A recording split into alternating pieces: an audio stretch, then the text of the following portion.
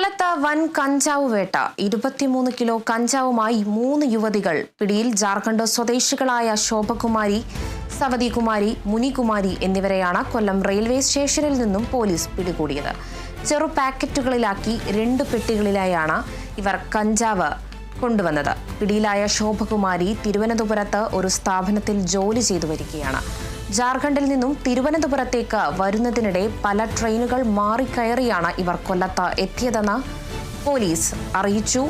വീണ്ടും കൊല്ലത്ത് വൻ കഞ്ചാവ് വേട്ടയാണ്. 23 കിലോ കഞ്ചാവുമായി 3 യുവതികളാണ് ഇപ്പോൾ പിടിയിലായിരിക്കുന്നത്. ജാർഖണ്ഡ് സ്വദേശികളായ ശോഭകുമാരി, സവിതകുമാരി, മുനികുമാരി എന്നിവരെയാണ് കൊല്ലം റെയിൽവേ സ്റ്റേഷനിൽ നിന്നും പോലീസ് പിടികൂടിയത്. ചെറു പാക്കറ്റുകളിലാക്കി 2 പെട്ടികളിലായാണ് കഞ്ചാവ് ഇവർ കടത്തിക്കൊണ്ടുവന്നത്.